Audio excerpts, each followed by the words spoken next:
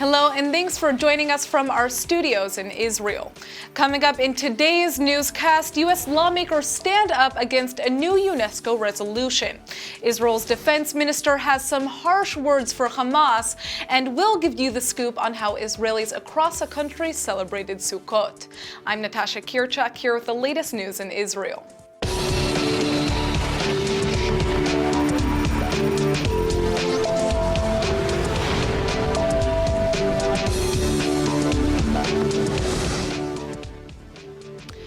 We open with some breaking news. An Israeli defense worker has been shot and killed on Israel's border with Egypt. The slain man was a civilian contractor working on a fence in the area and was struck by a bullet that allegedly came from Egypt. It has not been made clear who fired the bullet, and the details of the incident are still being investigated. After being shot as he was working, the victim was transported to Beersheba Soroka Medical Center by helicopter. Along the way to the hospital, the innocent worker passed away from his wounds. This isn't the first time a civilian contractor employed by the Defense Ministry has been killed while working near an Israeli border. In 2014, a 15-year-old Israeli was killed while working with a group of contractors near Syria, after a missile was fired at the workers. The last time a government worker was killed near the Egyptian border was in 2012, when 3 Egyptian terrorists from an Islamic State affiliate group in the Sinai attacked a group of Israeli soldiers near the border. The terror group called Wilayat Sinai has been engaged in vicious war with the Egyptian military along the border, and the IDF has long expected the terror group to take another shot at Israel. UNESCO is set to vote on a second resolution this week that ignores both Jewish and Christian ties to the Temple Mount, and now a group of American lawmakers are standing up against it. The resolution is similar to the one ratified last week by the body's executive board, which excluded references to Jewish and Christian ties to Jerusalem's most holy sites. On Wednesday, the UNESCO Heritage Committee will vote on the resolution called the Old City of Jerusalem and its Walls, and it's expected to pass with a majority. Now, a bipartisan letter initiated by U.S. Senator Ted Cruz has been sent to UNESCO, in opposition to the divisive document calling the proposed resolution yet another attempt to rewrite history by denying Christian and Jewish rights to Jerusalem. The resolution refers to the Temple Mount compound exclusively by its Muslim name Al-Aqsa Mosque and solely defines it as a Muslim holy site of worship, even though the Mount is also the holiest place in Judaism. The American lawmakers combating it claim that attempting to erase the Jewish and Christian connection to Jerusalem will damage prospects of peace between the Israelis and the Palestinians. Meanwhile, Italy has taken a stand against UNESCO's votes on Jerusalem, and it's pushing other European countries to do the same. The Italian Prime Minister has written a letter apologizing for its abstention in last week's vote on the UNESCO resolution ignoring a Jewish connection to the Temple Mount. Over the weekend, Matteo Renzi met with Israeli Prime Minister Netanyahu, where he promised to try to influence other European countries to vote against anti-Israel resolutions in the future. Italy was one of 6 countries from the European Union that abstained on last week's UNESCO resolution. Early Monday morning was a fearful one for residents of Israel's southern communities near the Gaza Strip after sirens warning of an impending rocket attack blared across the region. On Monday morning, a code red alarm sounded in southern Israel after a projectile launched from Gaza fell short and landed inside the Strip. Even though no damage was caused to either side of the border, the Israeli Air Force has responded by striking terror infrastructure belonging to Hamas in northern Gaza. The IDF holds Hamas responsible for every terror incident emanating from the Gaza Strip. Earlier this month, tensions flared between Israel and Hamas after 2 rockets hit the southern Israeli town of SUKKOT, leaving 3 civilians hospitalized. Israel has been on high alert following the incidents and is also wary of continued tunnel construction in the region. Just yesterday, a Hamas tunnel operative died after a tunnel collapse beneath a coastal enclave. The 22-year-old was killed while constructing the tunnel with Hamas's armed military wing. Hamas has a network of underground tunnels in the territory for smuggling and attack purposes against Israel. And this is reportedly the second death in recent days caused by tunnel building. Since the beginning of the year, over a dozen members of Hamas's military wing have been killed in collapses. So how is Israel responding to these incidents from the Gaza Strip? Well, the Israeli defense minister is now threatening to completely destroy Hamas in a future war, even though he claims Israel has no interest in starting a new offensive in Gaza. Avigdor Lieberman has given a special interview to the Palestinian Al-Quds newspaper yesterday, where he's warning Hamas of engaging in a future war. The hawkish leader says that Israel wants to be the first to rehabilitate the Gaza Strip, lift the naval blockade, and build essential economic infrastructure in the Palestinian territory. But he says this is only possible if the violence from Hamas stops. Israeli officials have long expressed support for helping build a seaport in the Gaza Strip, as long as there's Israeli oversight to prevent the smuggling of weapons to the coastal enclave. The Jewish state does not want another war, and the defense minister is warning that the next conflict will be Hamas's last, because Israel will completely destroy the terror group. Hamas has reportedly invested over $500 million in military infrastructure in Gaza over the past few years, while reconstruction of Palestinian homes destroyed in the 2014 war with Israel has barely taken place. With the 2016 U.S. presidential election looming over our heads, we've heard a lot of back and forth on each of the candidates' prospective plans for their time in office. One of the hottest topics, as per usual, is the economy, which brings us to our guest tonight. Gilad Alper is a member of the Economic Advisory Board for the Israeli Minister of Finance, and he's here to talk about the future of the U.S. economy and the impact it could have on Israel. Thanks so much for coming in. Thanks for having me. So to begin, let's talk about how the U.S. economy affects Israel. So I guess the first thing is that the U.S. economy is just a very large economy. That's kind of obvious. 25% of Israeli exports goes to the U.S. So we want the U.S. to prosper because that obviously increases demand for our products. And that's obviously important for the rest of the world. So on that very obvious level, we want the U.S. to prosper. The other way the U.S. impacts Israel and other countries is a little bit more subtle. And that is that U.S. economic policies, to some degree or to a large degree, legitimize and encourage the same policies to be implemented in other places. So for example, in 2008, where the US decided to go on a path of monetary expansion and increase also the budget deficit, that kind of gave the legitimacy to other countries to pursue the same policies. So whether Trump wins or Clinton wins, the policies they're going to implement is probably going to make an impact in terms of policies in other countries as well, including Israel. Now, economically, what does Israel need the most from the United States? The answer for that is very, very easy. We just need the U.S. to prosper. As I said, 25% of our exports goes to the U.S. Second only, I think, to Europe. Other parts of the world, also big trading partners of the U.S. need the exact same thing. So we just need that whatever policies are going to be enacted in the U.S. over the next 4 years, that these policies will be successful. It's very, very simple. Yeah, it is very simple. Now, what's not so simple is what the U.S. economy itself needs to become stronger, right? Exactly. Look, I mean, if you look at the last 4 years, 8 years, and even more than that, the problems the U.S. economy seems to be struggling with is not very different from what you see in other Western countries, including Israel, which is, and this is of course all in my opinion, taxes are becoming too high, too burdensome, especially for businesses and especially for small businesses. Regulation is becoming too onerous, especially also on small businesses. And that's probably what you want the U.S. to do, which is to deregulate and to cut taxes, especially on businesses. Now, Hillary Clinton and Donald Trump have very different policies when it comes to the economy. Can you kind of outline the major differences? So these differences are major, exactly like you say, not only in the policies themselves, but also in the scope. Clinton, I think her policies are very, not very, but they're kind of modest. She's basically the candidate of status quo. She's by and large continuing the policies of Obama and to a certain extent also the policies of Bush before him, because Bush and Obama were not as different as some people think. So she basically wants to continue that. So she's probably going to put on some more regulations. She's probably going to increase taxes on the rich per her explicit plans. She's also talking about imposing an exit tax on U.S. corporations that want to relocate overseas or outside the U.S.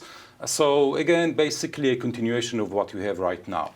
Trump is coming from a completely different perspective because his big message is that the U.S. is doing very badly. So he wants a very sharp departure of what has been going on for the last 4, 8, 12 years. So his policies are a lot more dramatic. So he wants to cut corporate tax from 35% to 15%, which is dramatic. He wants to deregulate. He wants to make sure that all of many of the regulations that are not important for public safety are abolished. So he's a lot more dramatic in his policies. Now, can you speculate as to which of these policies is better for Israel and also for the world as a whole?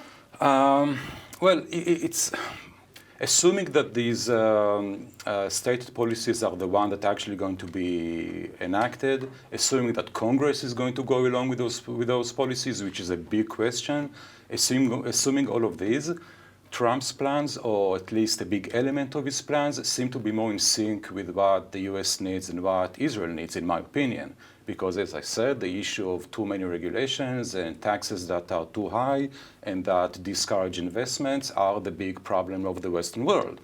So if Trump plans of cutting taxes and cutting regulations are the one that are actually going to be, the ongoing policies for the next 4 or 8 years, that's good news. Is this enough of an incentive for Israeli Americans to want to vote for Trump, in your opinion? Look, I'll speak purely from the point of view of economics. I don't want to go into the other considerations of either geopolitics or social policies or any of the other stuff that is associated with this somewhat odd campaign.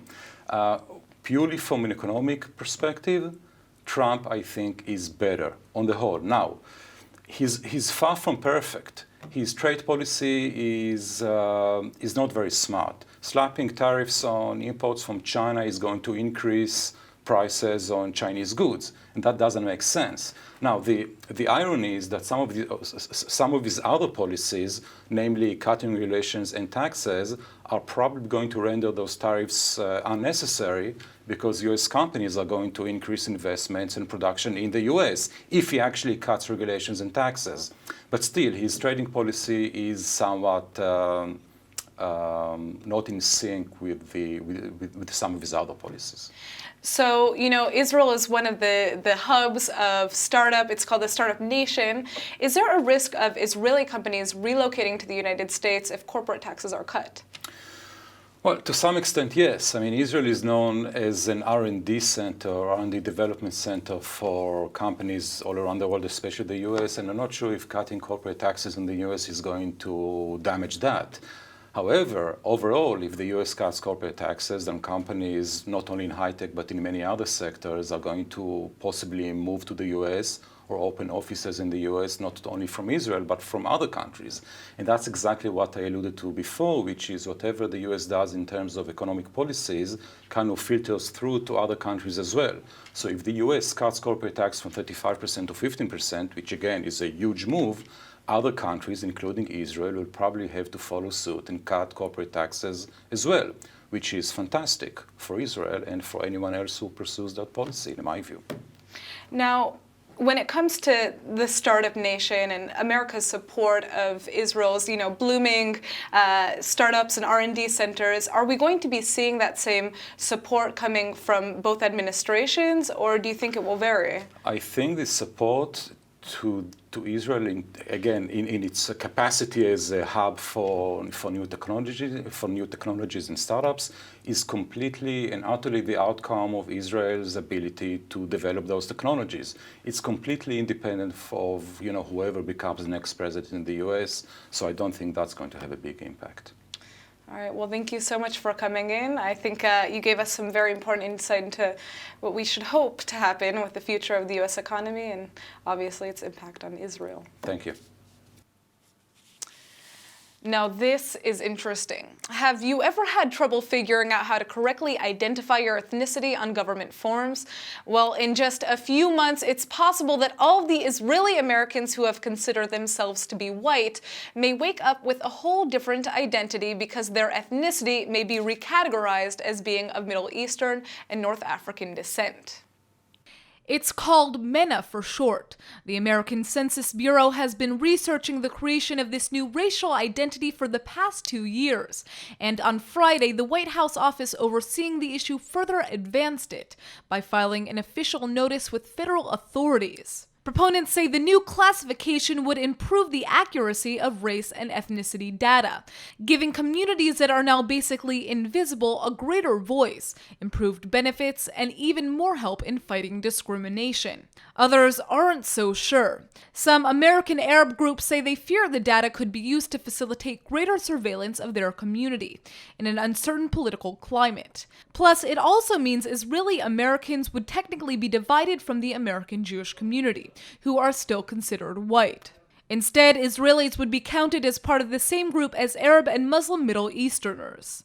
If the proposal proceeds, President Barack Obama could enact the change during his last 3 months in office, and Americans would have a brand new box to check when identifying themselves on census forms in the year 2020. South Africa was one of the 33 states that voted in favor of the establishment of a Jewish state in 1947. But despite a history of positive diplomatic relations, South Africa has long been one of Israel's major critics when it comes to the Israeli-Palestinian conflict. Now it looks like that may be changing. ILTV's Steve Leibowitz sat down with the International Christian Embassy's ambassador to South Africa, who says lots of progress is being made when it comes to countering BDS in South Africa.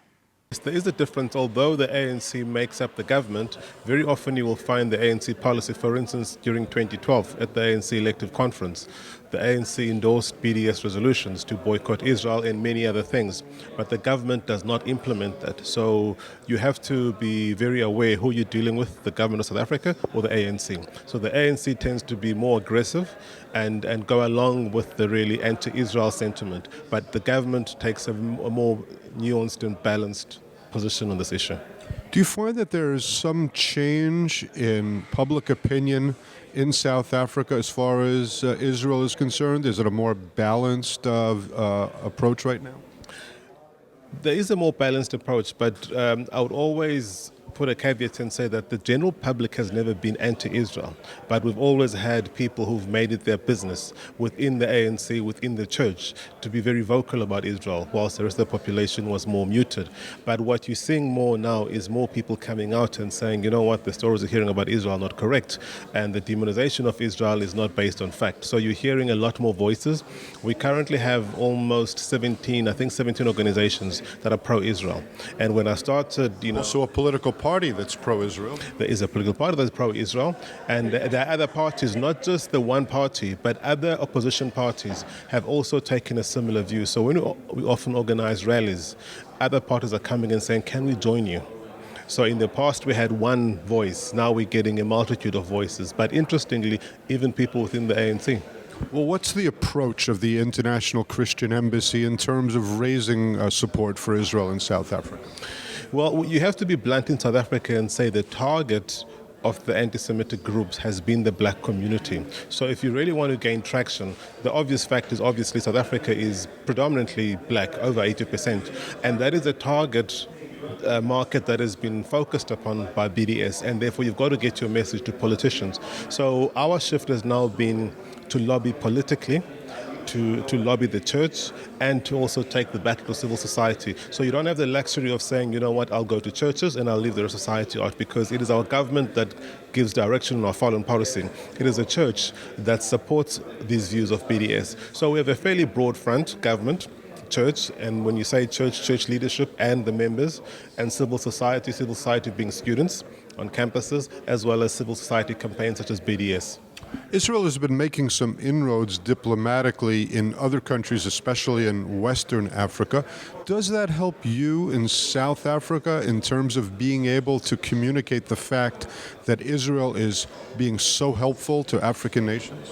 Absolutely. One of my biggest challenges was Israel's approach to media, which was often very muted. Because I often struggled and I said, you know what, it makes my life easy if I can go before a minister, a politician and say, this is what Israel is doing on our continent. Whilst it's good to know what Israel is doing in India, in China, I wanted stuff about what Israel was doing on the continent. Now, the visit by the Prime Minister to these African countries and having meetings is incredibly helpful because at the end of the day, all of us wish for a brighter future.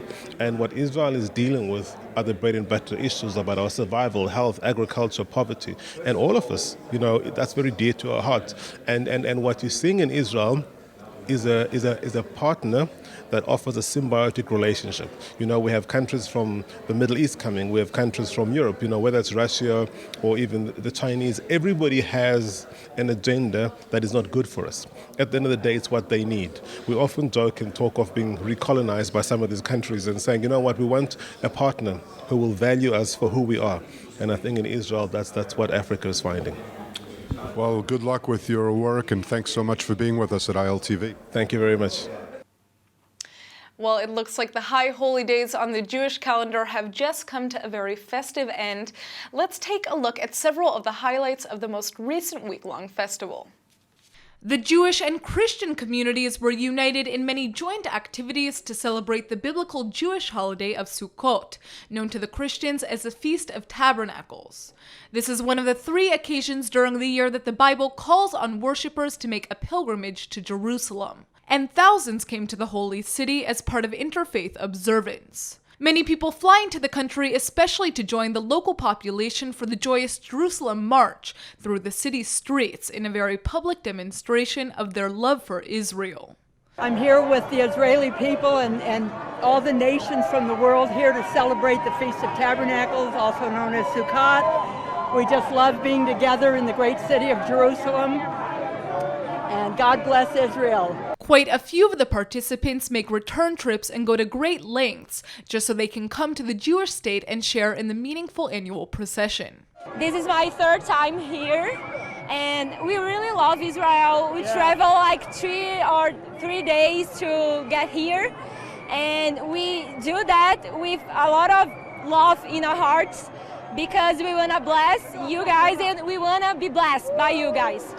Others gathered for festive commemoration of Simchat Torah, meaning rejoicing in the Bible, that comes at the end of Sukkot. This occasion marks the conclusion of the public reading of the entire Torah each year, and the beginning of the next cycle. A central Israeli kibbutz hosted rabbinical students from Jerusalem alongside members of the clergy from a nearby monastery, as everyone came together in happiness and a display of solidarity. Israel just made a very special humanitarian contribution to Taiwan in a gesture of friendship that's also designed to save lives. ILTV's Aaron Porras has more on the story. The Jewish state provided the East Asian nation with 117 portable shelters that are capable of withstanding earthquakes and other catastrophic events. 2 people can seek protection under these tables at a time in case of emergency.